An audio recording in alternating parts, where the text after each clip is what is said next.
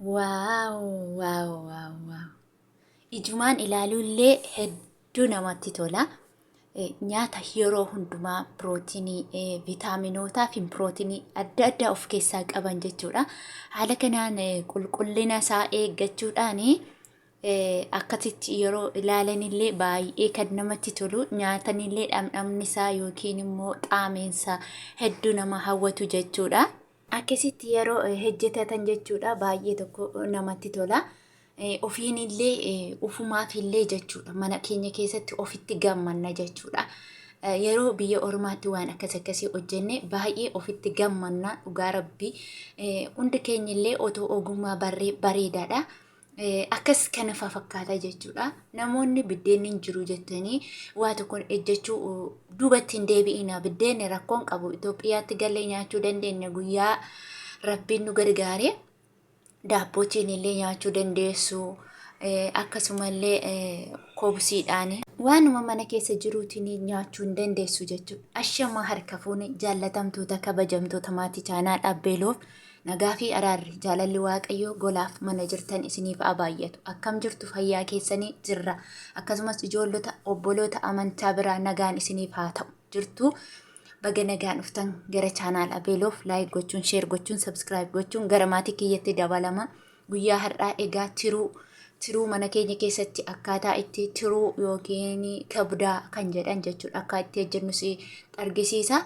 Kunoo jalqaba lalaalaa qullubbii sharaashee yookiin immoo islaayitii, timaatimiillee islaayitii, qaaraa qorraa bicaa fi magariisa islaayitii isaa godheen jira. Akkasumallee kunoo tiruu kiyyas akkaniin qaqal'isee muree jira. Qullubbii adii illee haala kanaan mummura'een jira. Egaa irdii xiqqoo na barbaachisa. Akkasumas zinjibila daakuu hin qaba. Akkuma immoo qimamiidha. Keesbaraa daakuudha. Akkanumallee kaamonii daakuu fi ashaboo daakuu isaati jechuudha. Egaa amma gara hojii isaatti yeroo gallu jechuudha. Dursa kebdaa yookiin immoo tiruu kiyyaa naqa jechuudha. Zayitii xiqqoo itti naqeeni kebdaa yookiin tiruu sababiin kebdaa yookiin tiruun dura hojjetamuuf bishaan waan qabuuf jechuudha. Bishaan isaa dirqama safirraa jechuu qaba waan ta'eetiif haala kanaan dursinee haga kebdaa yookiin immoo tiruun saffi jedhutti jechuudha. Bishaan itti naquun dhamdhama nyaata keenya balleessa waan ta'eef dursinee tiruu keenya xabbasuu qabna jechuudha. Tiruu kana erga akka bulcheessinee boodadha kan shunkurtiin itti namu jechuudha. Maaliif bishaan yaasa ofiisaatiin booda bishaan hedduu tokko yaasa jechuudha. Haala kanaan sosochoostu jechuudha. Amma xiqqootti qadaadee yeroo deebi'ee lakunoo bishaan ofuma isaa yaasee jira jechuudha. Baay'ee bishaan go'atee jira. Bishaan isaa laalaa. Baay'ee bishaan go'atee jira jechuudha. Waaw. Isa kanadha inni yeroo yoo dursitanii qullubbii waliin walitti naqxanii qullubbii keessaan tabalaashessa jechuudha. Sababiin bishaan kun bishaan itti naqne bishaan kun bishaanuma tiruu sana keessaa ba'ee jechuudha. Bishaan tiruu sana keessaati cuunfamee ba'aa jiru malee bishaan itti naqne haga tsaf jedhuttillee ammallee itti qadaadee itti deebina jechuudha. Turtiin keessan na wajjin waaw kunoo amma bishaan isaa keessaa xirritti jedhee wanti tokko keessatti namne xabbasamaa jira jechuudha. Kebdaa yookiin immoo tiruun keenya amma gaa daariktuma qullubbii keenyatti naqanna. Qullubbii akkaataa barbaadanii kukkutachuu dandeessu. Ani xiqqoo dheeressee kukkutachuu fedha jechuudha. Haala kanaan sosochoostu waliin godhaa jechuudha. Caccabsaa qullubbii isaa yaani ani beekaa daddafeetiin burgud goggo'ee wal gaga'iisa jechuudha. Inni immoo as keessatti ofumaafuu jechuudha. Kunoo akkasittiin erga qullubbii keenya waliin wal keessa mammaaknee toshitanii sosochoostu jechuudha. Waliin akka makamutti. Egaa amma kallattumaa yookiin daariktii qullubbii adii itti naqna jechuudha. Qullubbii adiin qullubbii waliin itti naqamuu qaba. Maaliif bulchaachuu qaba wal faana jechuudha. Qullubbii adiin dirqama bulchaachuu qaba. Qullubbii diimaa waliin qullubbiin kun diimaa yaani qullubbii maddi akka diimaa nyaataati jechuudha. Garuu bifti isaa adii malee qullubbii nyaataati. Haala kanaan kunoo amma hedduu bareedeetiin jira. Tsafillee je'eeti jira jechuudha. Dhugaa dubbachuuf hedduu namatti tola. hundumti keessanillee akka mana keessan keessatti ejjettan siniin jechuu barbaada. Kun amma bishaan homaa tokko qabu gargar saaqxanii saalsaa yookiin tomaatoo paastii ittiin hin baay'isinaa. Tomaatoo paastii yoo baay'istanii laphee namaa guba jechuudha. Ani baay'een jaalladhu saalsaa. Sababiin isaa laphee namaa guba jechuudha. Xiqqooma bifaaf je'eetti naqadhaan bifti isaa xiqqoo ija namaatti akka toluu fi saalsaatti naqadha. Dhamdhama yookiin immoo qaama illee xiqqoo itti godha jechuudha. Yoo baay'istan garuu dhamdhama isaa hin balleessa jechuudha. Akkasiin wal keessa sosochoostu.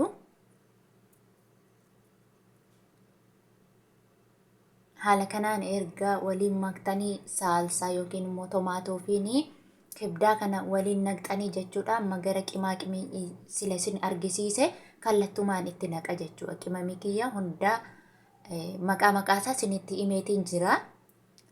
So akkasittiin itti naqattu jechuudha. Waan manaa qabdan itti naquu dandeessu. Rakkoo tokko illee hin qabu. Namoonni qaaraa wanti qabdan fa'a qaaraa isaa gubaa qabdan fa'a bareedaa ture, baay'ee bareedaadha. Na haala kanaan wal keessa makaa qimamii isaa jechuudha.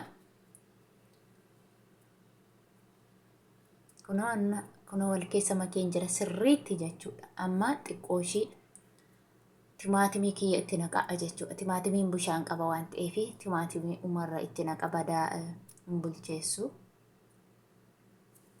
Timaatimii isin akka barbaaddanitti kukkutachuu dandeessu. Ani islaayitii waan itti toluuf itti naqa'e malee jechuudha. Timaatimii keessan haala kanaan itti naqattu.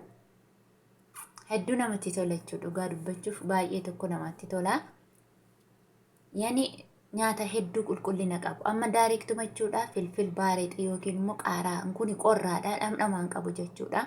Magariisaa fi bicaadha. Hin dhamdhamoomaa tokko jechuudha. Hin gubuu jechuu barbaadeeni. Akkasumatti nyaatuma biraa pirootinii adda addaa viitaaminii adda addaa waan of keessaa qabuuf malee hin gubu akka qaaraa biyya keenyaa jechuudha.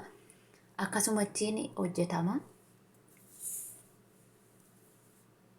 Asiin wal keessa xixiqqoo waliin alaamasaa yookiin wal keessa goggo'aa jechuudha.